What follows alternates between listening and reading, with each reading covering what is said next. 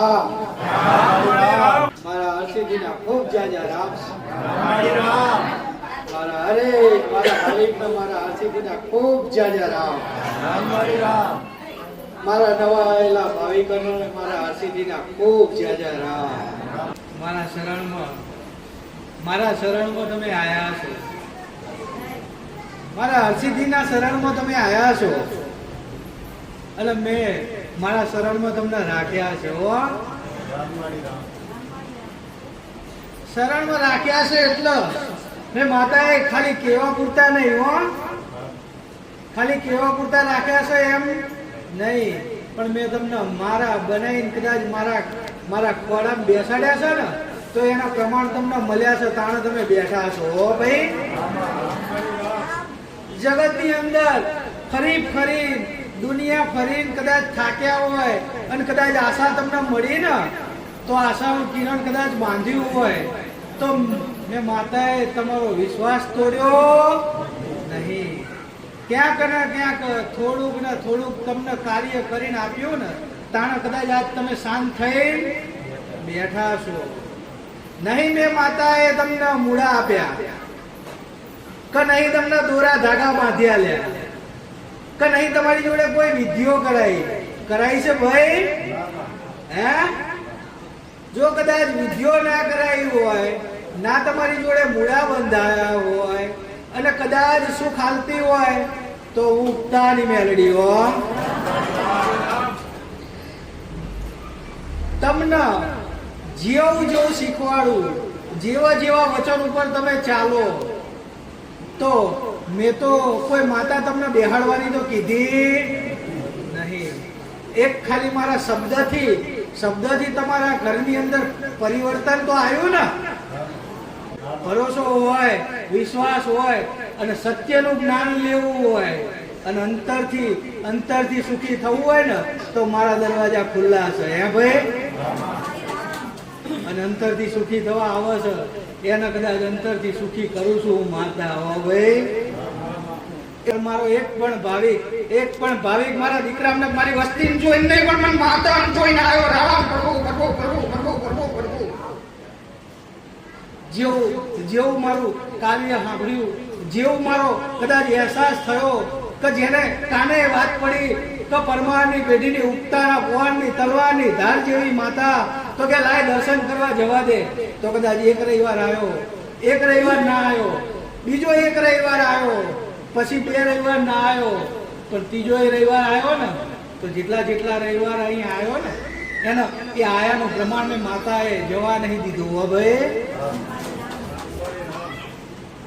હું કહેતી નહીં હું આટલું તમને કરી આલું છું, પણ આ એક જવાબ છે કે દીકરાઓ તમારો મનની શાંતિ થાય, તમને એટલો વિશ્વાસ થાય, દેવના ઓળખની ગતિ કરવા માંગતા હોય, દેવની ઓળખ કરવા માંગતા હોય ને તો આ દરવાજા ખુલ્લા છે. બાકી બીજું કાંઈ વાળવા બેઠી નહીં. કદાચ તમને દેવગતિની સમજ પડી જશે, ઘરે તમારા જે દીવો કરીને ગયા છે તમારા બાપ દાદા એની ઓળખ પડી જશે તો સુખ માંગવાની જરૂર નહીં પડે, તમારે કોઈની કઈ આશા રાખવાની જરૂર નહીં પડે. આપો આપ એની મેળા એ તમને જરૂર સુખ મળશે. આવું મેળડી બોલું હવે. જગતની અંદર અસલ પરમારની પેઢીની તલવારની ધાર જેવી ઉગતાની મેળડી જીવનમાં તમે ગોતવા નીકળો ને તો દેવની આસ ગોતવા નીકળો. સુખ તો હરેક જગ્યાએ તમે થોડું કાર્ય કરશો ને તો થોડું ઘણું મળી જશે, પછી દુઃખ આવી જશે, પણ પરમ આનંદ લેવો હોય ને તો કંઈક સારા સાનિધ્યમાં સારા સંતોના ત્યાં જઈને બેસો. મારા જેવી માતાનું સાનિધ્ય તમારા માટે ખુલ્લું જ છે. કંઈક તમને દેવગતિનું જ્ઞાન લેવું હોય તો હું માતા જરૂર તમને આપું છું. તમારે જેવા માર્ગદર્શનથી જોઈએ છે એવા માર્ગદર્શનથી આપું છું. આજના જમાના પ્રમાણે જોઈએ તો આજના જમાના પ્રમાણે હું તમારી માતા સાબિત કરીને આપું છું. અને કે માં પહેલાના જમાના જેવી માતાઓ સાબિત કરીને તો એવી સાબિત કરીને આપું છું. પણ ચાલવાનું કર્તવ્ય તમારું છે. હું માત્ર માર્ગદર્શન કરું છું તમને કે દીકરાઓ આ રીતના ચાલો ને આ કરો, તમારી માતાઓને આટલું કરો તો રાજી થશે. નહીતર એમાંય પાછું મારું કઈ 5-25 હજારના નિવજ આવે છે ભાઈ, ને માતાએ કઈ લીધું જે કઈ પણ તમારી માતાને શ્રીફળે અપાયું તો મેં તમારી માતાને અપાયું છે. તમારા જે ઘરે દીવો બેઠો છે ને એટલે આ તમારી ભાષામાં વાત કરું છું હો. બાકી જગતની અંદર દરેક જગ્યાએ બેઠી છું, હુંની હું જ છું હો. શક્તિ એક જ છે, હું માતા અલગ નથી. બસ એને પૂજનારા અલગ થયા, પૂજનારા અલગ થયા. જે પેઢી પૂજે એ પેઢીમાં માતા ગવાઈ. નહીતર સધી માતા તો ચાના સિંધમાં હતા ને, તો એને અહીંયા નહીં બધે પૂછતા ભાઈ પૂજા છે ને એમ. જેને જેવી ભક્તિ કરી જે પેઢી હું પૂજાઈ એવી હું માતા બની. મારા પૂજનારા છે ને પૂજા છે મને જ્યાં જ્યાં હું લેખમાં લખાઈ છું ને ત્યાં શું મારા બળજબરી તમને દીવો કરાવાય નહીં. ચમ કે જે પેઢીઓ આવા દીવા કરીને આજે બોથે ચડી જઈ છે ને, આવા જ દીવા કરી તાણ તો જાહો જલાલી કરી લીધી. હવે કુળના દીવા હું હામું નજરો માંડી છે, કુળના દીવા હામું જોતા નહીં. હવે ચમ પારકી માતાઓને પોતાની કરી લીધી, પેલી ઘરે બેઠી હતી એનું કોઈ સંભાળ જ ના લીધી. હે ભાઈ, આ એના કારણે આજે મોઢા ફેરવ્યા એટલે ફરવું પડે ને બધાને. એટલે હું કહું છું કે પારકી માતાના દીવા તમારે કુળમાં તમારી પેઢીમાં માતાઓ છે, તમારા મેરડી જ પૂજવાની ઈચ્છા એવી છે તો તમારા કુળના દીવામાં તમારી માને કગરીને કહો કે માં તમારું ખાતું બહુ મોટું છે, તમારું ખાતું બહુ મોટું, તમારા ખાતામાં કોઈ એવા દેવ નહીં કે નહીં, પણ માં આ તમારા ખાતામાં મેરડી છે ને એનો દીવો કરું છું, મને બહુ હેત છે, મને બહુ પ્રેમ છે, આ દીવોમાં કરું છું, રાજી રહેજો. ગાડાઓ તમારી પેઢીઓ જાય ને તો એ રાજી રહે, કોઈ દાડો એમાં દખ આવે નહીં. પણ આ તો પેલા તો કે પેલા ફલાણાની મેરડી બહુ જબરી હ લાવી દો, કે ફલાણાની સધી બહુ જબરી હ લાવી દો. બધા દીવા ભેગા કર્યા તો બધી પેલી ઘરની માતાઓ જઈ ચા હે બધી લાયેલીને માન આપ્યું. ભલે તમને ભક્તિ કરવાની ઈચ્છા થઈ ભલે લાયા, હું માતા એવું નહીં કહેતી કે તમે ના લાવો, પણ ભક્તિ કરવાની ઈચ્છા થઈ એને લાયા તો એનું સ્થાન વ્યવસ્થિત જગ્યાએ આલવું હતું ને. તમે તમારા કુળના દીવા જોડે બેહાડ દો એટલે તમારો કુળનો દીવો રિહાઈ ગયો, તમારો કુળનો દીવો રિહાઈ ગયો. એટલે કંઈકની માતાઓ આજ બોલતી નહીં, કંઈકની માતાઓ આજે બોલતી નહીં, કંઈકની માતાઓના હોવા નહીં, કોઈકની માતાઓ ધોવાય આવતી નહીં, કંઈકની માતાઓ બોલે તો કે માં પડતું નહીં. એટલે ના બને. આવા બધા તમારા નાના ભૂલો છે. દેવના ખાતાની સમજણ નહીં કે કેવા દેવના ખાતા હોય, કારકાનું શું ખાતું હોય, માર મેરડીનું શું ખાતું હોય, મારું હરસિદ્ધિનું શું ખાતું હોય. એટલે હું એક સિકોતર માતા મારું શું ખાતું હોય ને એ તમને નહીં ખબર હો. એક સિકોતર જેને તમારી પેઢીની દાદી કહેવાય, તમારી પેઢીની દાદી કહેવાય, એની જોડે કોઈ શક્તિ હોય છે, નથી હોતી એમ નહીં. એમના મેં નહીં પૂજાતી, એમના મેં નહીં કહેતા કે કુળદેવીને એમ કે તું બેજા હું જઉં છું, હું કામ કરું છું તારું, એમના ના કે. એની જોડે શક્તિ છે હો ભાઈ, એક શક્તિ છે. ત્યારે એ પૂજાય છે, ત્યારે એ કંઈક કાર્ય કરે છે.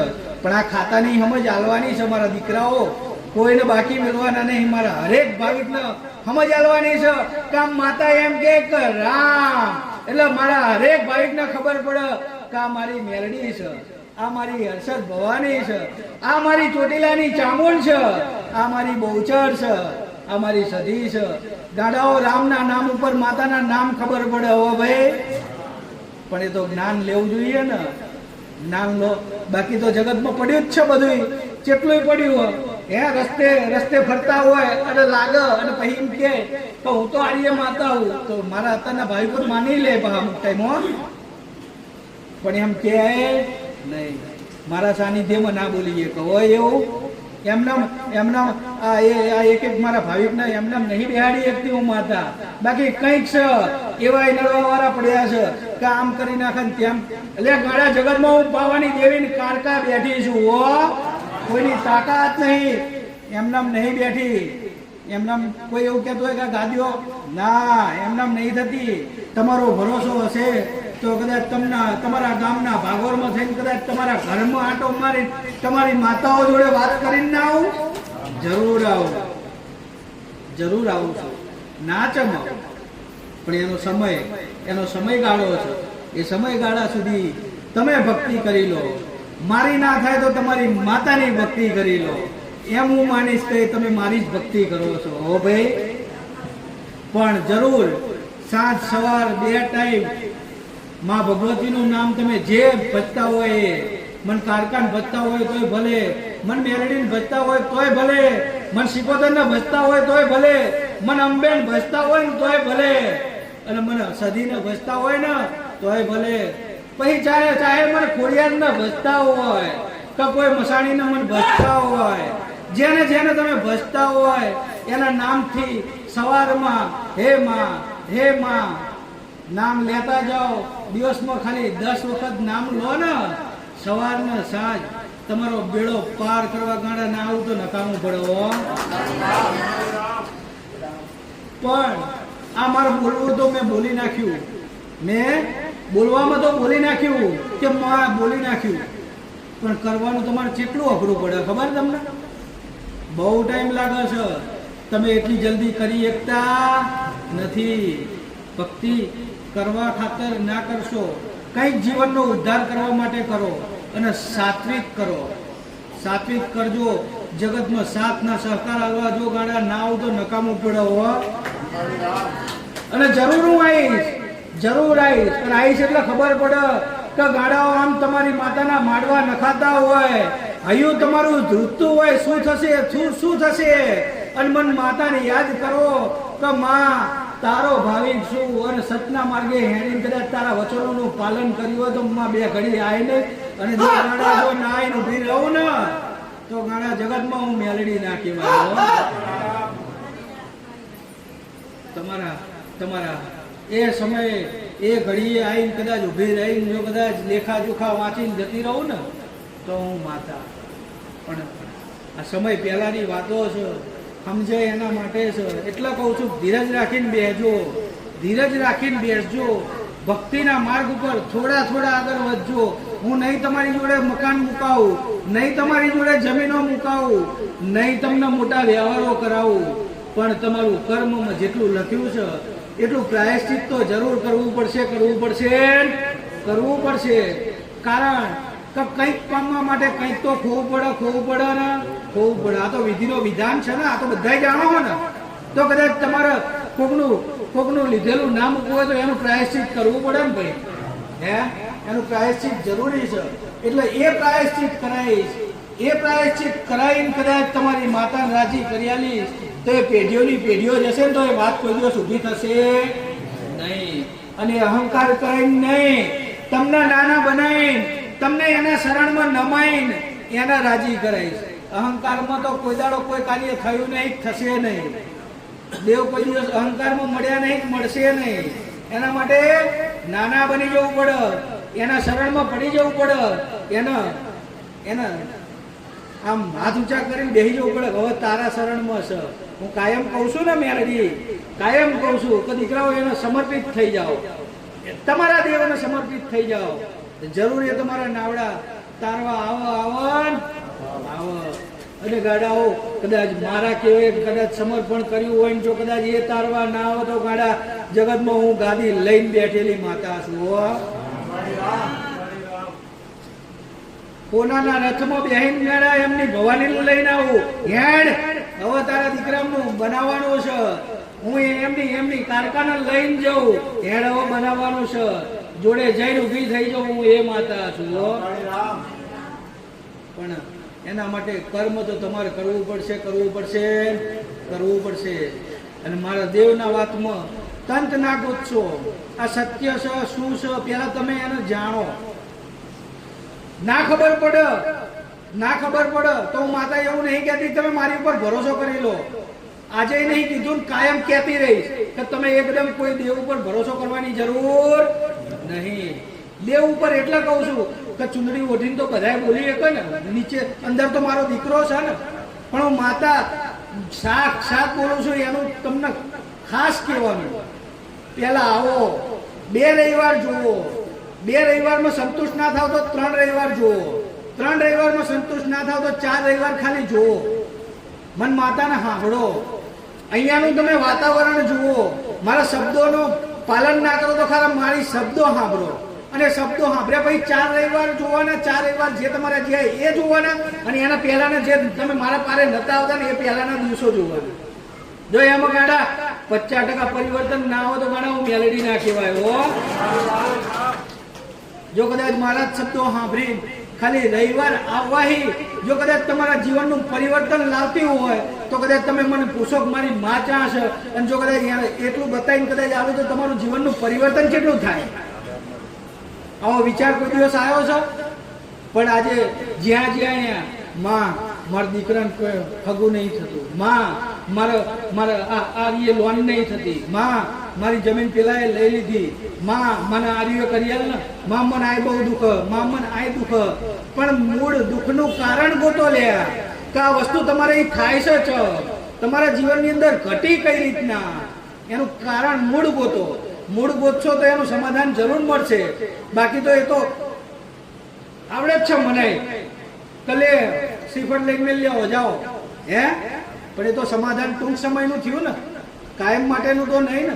માથું મટાડીશ તો ખભો દુખશે, ખભો મટાડીશ તો કમર દુખશે, કમર મટાડીશ તો પગ દુખશે, પગ મટાડીશ તો બહુ માથું દુખશે. સમાધાન તો નહીં ને, કંઈક ના કંઈક તો દેવનું દુઃખ તો બહુ ઊભું તો આવ્યું જ ને. હવે મનની ગ્રંથિમાં આવી ગયું કે દેવ દુઃખ, પછી તો હાવ મટી જાય ને, કોઈ જલ્દી ના જાય હો. એટલે ખોટા હાવ અંધશ્રદ્ધામાં નહીં પડી જવું, એને તમે માર્ગદર્શન કરો. હું માતા બોલું છું એમાં તમારું પરિવર્તન થાય છે. તમારું પરિવર્તન થાય ને તો જ મારા શબ્દો સાંભળવા આવો. બાકી 4 રવિવાર પછી આમ 2 હાથ જોડીને કહેવાનું કે માં તારંગ મારા રામ રામ. આવું હું ચોખ્ખું કહું છું કે 4 રવિવારમાં તમારામાં પરિવર્તન ના આવે ને તો મન માતાને અહીંથી જાપે માં તારંગ મારા રામ રામ. ખાલી તમારો ટાઈમ બગાડીને ના આવશો. અને જેને જેને ભરોસો છે, જેને જેને વિશ્વાસ છે, એનો વિશ્વાસ કોઈ દિવસ મેં માતાએ જવા દીધો નહીં. એ તો મારે કહેવાની જરૂર નહીં, ખાલી મારા જૂના ભાવિકો છે જેને આંધળો ભરોસો કરીને મૂક્યો છે ને, ખાલી એમને પૂછજો. કદાચ એમનું એક કાર્ય કર્યો છે ને તો એ ગુણગાન ગાતા થાકતા નહીં હો. ભાવિકે કદાચ મારું પ્રવચન જોઈને કદાચ કોઈને કીધું હોય કે મારે આટલું જોવાય સારું થયું, અને એને 5 ને કીધું ને, એવાને ખૂબ જાજા રામ છે.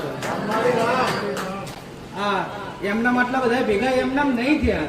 મારા દીકરા તો આ બધા બેઠા એ બોલાવા નહીં ગયા. એમનું એક કાર્ય કરી આલ્યું ને એટલે કીધું એમને કે મારે તો સારું કાર્ય અમારું કરી આલ્યું છે, અમારું નાવડું તાર્યું છે. એટલે તાર્યું ને એટલે એમને કીધું છે ને એટલે એ ભાવિકને વિશ્વાસ થાય કે કદાચ આનું નાવડું તાર્યું છે તો મારું તો મધદરીય છે તો થોડુંક તો કિનારે લઈને આવશે. કદાચ એમ કરીને આવ્યા ને તો એમના કિનારે લાવી દીધા છે હો.